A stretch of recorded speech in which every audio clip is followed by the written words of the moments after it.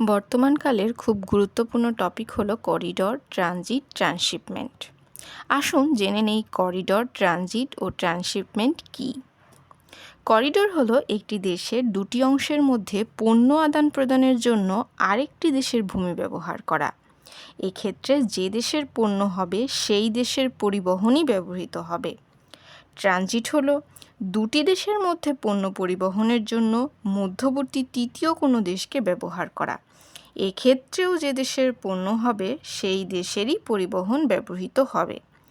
অন্যদিকে ট্রান্সশিপমেন্ট হলো একটি দেশের দুটি অংশের মধ্যে পণ্য আদান প্রদানের জন্য আরেকটি দেশের ভূমি ব্যবহার করা, তবে এক্ষেত্রে যে দেশের ভূমি ব্যবহৃত হবে ওই দেশের পরিবহন ব্যবহৃত হবে, অর্থাৎ সীমান্তে পণ্য পরিবহনে স্থানান্তরিত হবে।